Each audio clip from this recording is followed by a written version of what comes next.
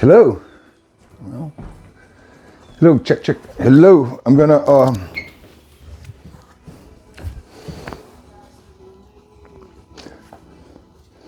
got my big old safety glasses on. They're prescription. I have to wear them. My prescription glasses broke. Yeah, I'm gonna go over some job setup. I got a big old removal tomorrow. We're doing a 3-man crew to take down the Black Locust here in southeast Michigan on a cold day tomorrow. Hopefully not too windy. Just grabbing some basic gear. Got my spurs. Actually, I'm gonna, these are getting a tad short and played out. I've had them many years. Just got these brand new ones. Used them a couple times. These are Buckinghams. They're basic. They make new, they make the titanium super light, whatever. These are steel. These do me fine. I don't find my spurs too heavy for my feet. Got my saddle. Again, a Buckingham or Weaver. I believe it's a Weaver.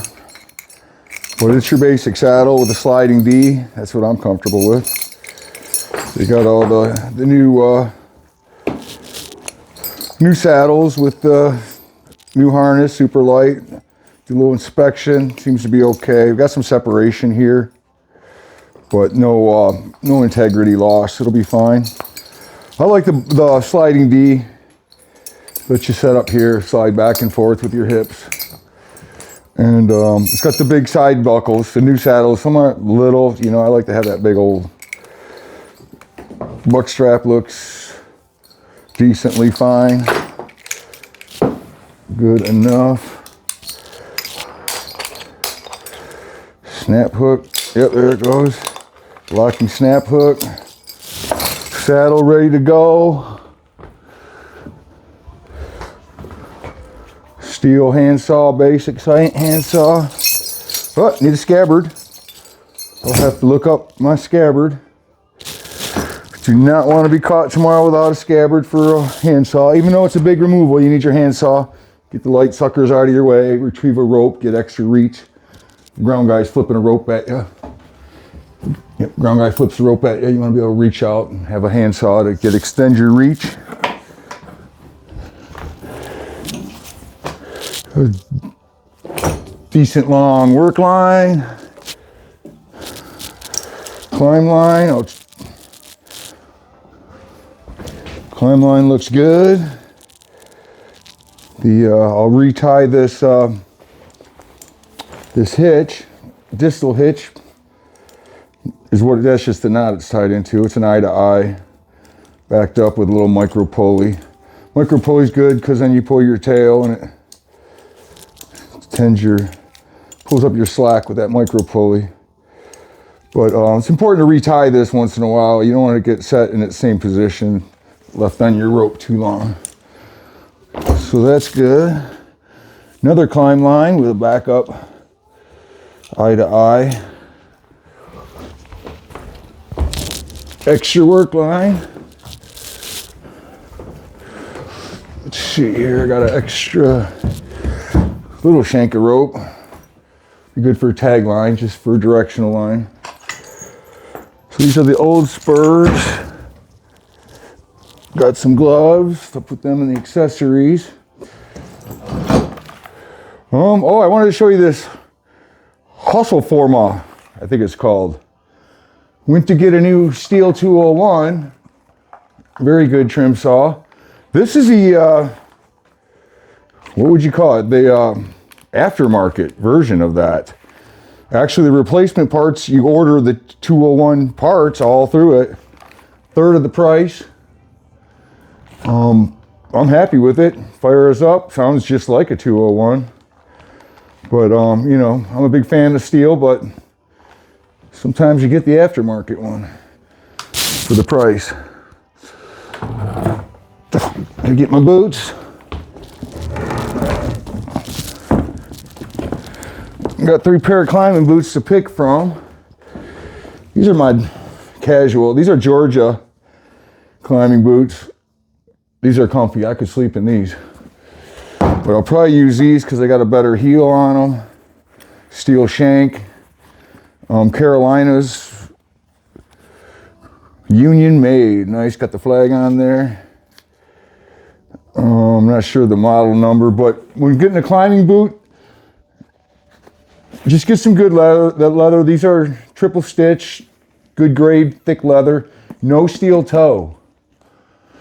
Steel toe in tree climbing is not recommended by me, I'll tell you that, because you can be climbing and get wedged in there, and that steel toe will lock your foot in a tree, especially if it's windy. You got crotches blowing open, you stick your foot in the crotch and closes in a little bit, and you can't get your foot back.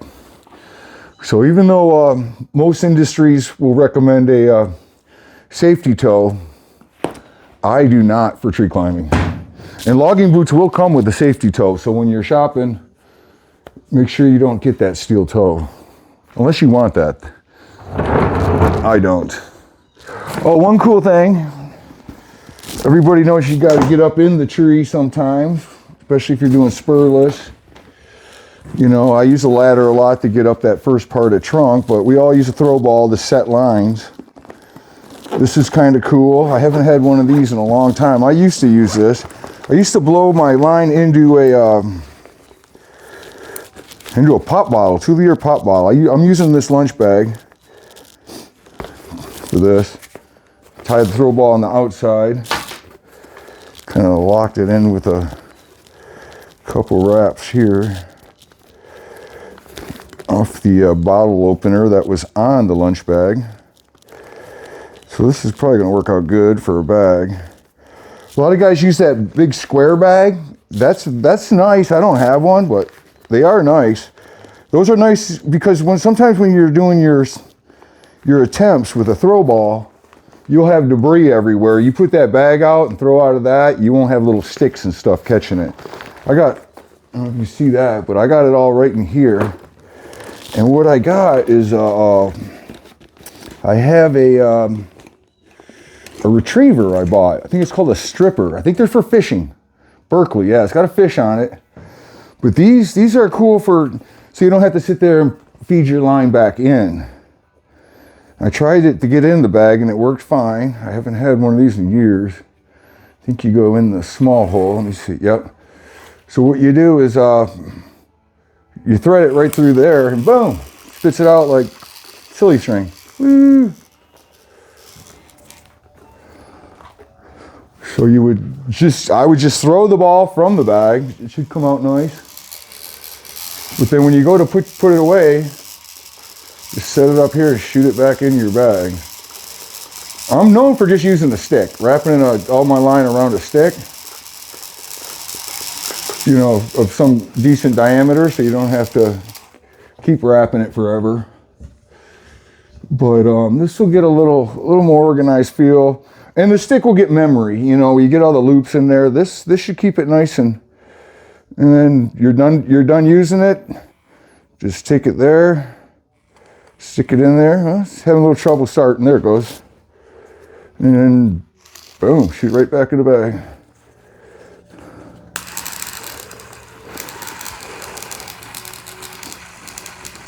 I like this system. The problem I had with these in the past was they use up a lot of battery for some reason. Like they start off working great and all of a sudden they get weaker. But with this lunch pail system, I just threw a bunch of, I threw a pack of double A's right here. That way, if it gets weak, I'll just change the batteries out real quick. Oh, and it carries my little pointer, you know, for pointing out limbs. Got this, I don't know if you see that. Ooh, this is real bright during the day. It's good for when you're bidding a job with a client. You can point right exactly where you're going. That limb over there, that limb over there. Or if you're discussing a plan, you know, a pre-job with your crew, you can point out where you're going to start or whatever. Or if somebody else is going up, and you're explaining exactly what we're taking out and what we're leaving. Pointer's good. So I kind of like this little lunch bag system for the throw ball. And the way I think I'll do it is just tie the throw ball on. I'll use an anchor hitch. 2 loops. 2 loops through and then just pull. But I use anchor hitch on a bite. I pull it through with a little bite of knot sticking out. I don't know if you see that, hopefully. That way it's quick release. You just pull that, boom. Sometimes you're changing ends of this line, you'll throw it, then you want the other end on to set it perfectly. No use having a little hard to get knot. The anchor hitch on a bite serves me well. So then I got my little bottle opener. I'll just take a couple wraps on that and keep it hanging where it's hanging. And that is ready to go. So I think I'm pretty much ready. I'll go out and get, I'm only bringing 4 saws, 2 trim saws. I got this, my 201, which is older. That's why I replaced it. It's got kind of a chipped up housing. This could be cleaned up and put an edge on it real quick, make sure everything's sharp for a big removal. You don't want to you want to have nice good cuts, quick, you know. Oh, I got these little boyas. Hope the first time I'm trying it, little clip-on thing here. I got my new camera. Be the first time I'll be using my camera. I'm gonna load that stuff in the bag. Where did it go? It's around, it's over here. Getting some up in the tree. This will be nice footage for making some fun videos, action videos. It is the, I watched a lot of reviews and, you know, GoPro is the big brand. This is also a decent brand. I've heard of it before with drones and such. The DJI Osmo Action Pro 5. We'll see how it does. I'm going to debut my first time using it tomorrow. I picked up a chest harness, picked up a hat harness. We'll see how it does. So I think I'm set to pack everything into my gear bag. Got my boots. I'm going to put some new lashings on my boots. They're all... One thing I'm going to do too is change these laces out. I have real issues keeping boot laces nice. They get all stripped like this, the outer part. And what I do and have done in the past and love it, I'll take throw ball line. You know, there's like 100, what is this? Notch, this is the brand I bought, Notch. It's 180 feet. You know, I can't throw a ball 90 feet because, you know, maybe with a big shot, but with the slingshot, but I don't need 180 feet. I'll take some of the end off this and use them as boot lashings because that'll be boot laces that will last. I've done it before. This diameter is a little thinner than I usually go with. I did that because with that new stripper, that new line shooter, I didn't know if it would handle a thicker line, and I don't really care how thick this is. It's got 500 pounds test rated on the Notch, I believe. 560 tensile strength, and that would be plenty to pull a bigger rope. You know, you just tie this to the thicker rope. 560 pounds should be enough. I mean, some of them are super strong. It's like you could tow a truck with them, but I don't think I'll need that. And with the way I S it through my fingers, I don't need the diameter to help hold it. I kind of, a lot of guys will put a knot in it. I just S it through my fingers and give it a toss. And it should do me fine. Like I said, this is kind of a brand new throw ball system, but if it gives me issues, I'll use my older one. I got the thicker line wrapped in a stick in my truck. I can use that if I need it. But other than that, that's kind of a little quick gear inspection tomorrow. Now it's just packing it away nicely. Get out and check the saws, put a little edge on there. Oh, I could show you my system for that too. I spent a lot of years pushing a file across the chain on sharpening saws.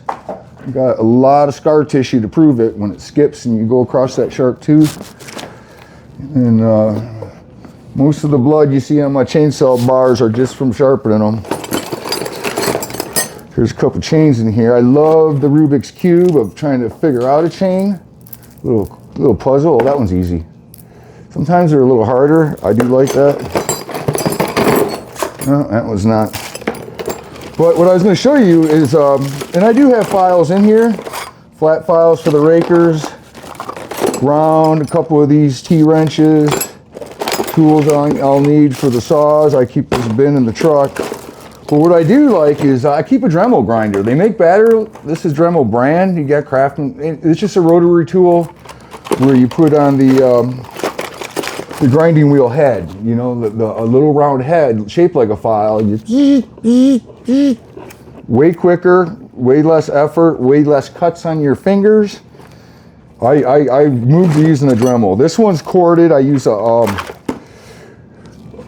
power inverter that plugs into my truck cigarette lighter, and then have a long extension cord that'll take it to the back to the tailgate or whatever. So I have wherever I want to work on the saw, and then I just plug it into that, and that way I can use this tool on the job, not just in the garage.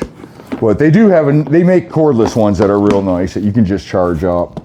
So that's the system I recommend, is the Dremel over pushing a file. Yeah, that's all I can think of on that Dremel. They have multiple sizes on the grinding wheels, and the nice thing is they start off big, and you can actually, as they wear down, use them on a smaller chain. You know, the wheels that are designed for a bigger one, you keep it moving so you get even wear on that wheel as you're sharpening. Kind of keep it moving, because the wheel will wear down, and if you keep it moving, it'll keep you a nice even stone. And as the stone diameter gets smaller, just use it on a smaller chain. So yeah, I think I'm ready. I check the gas and oil, do a little saw maintenance, blow out the filters, and get them all cleaned up for the job. Like I said, I'm not bringing many. I'll have 2 trim saws, a medium saw, my 021, and then my big saw, the 066. All steel brand, and that'll get me through the trunk. It's got a good hefty diameter to the trunk. We'll be leaving it for the client. It's a Black Locust, good firewood. It's going to take all the firewood size, the smaller stuff, and then the bigger slabs off the trunk. We'll slab that and put it in half, or maybe cut it in thirds, just so it's manageable for him before he splits it.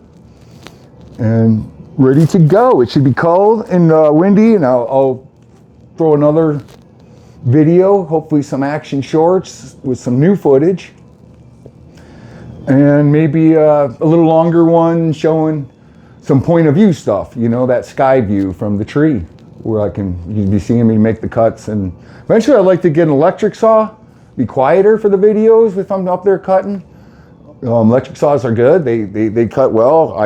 I do love the power you get out of a gas saw, but the little bit of less power, it's kind of lighter, and they do their thing. So eventually I'll get one of those as I grow. So like the channel, we're trying to get some traction. It helps me. I appreciate you guys watching. Anybody who is watching, this is my hobby, my passion, my interest: tree climbing, tree removal, tree trimming, tree maintenance. And hopefully you find it interesting. Thank you. Drink my big old jug of mushroom coffee.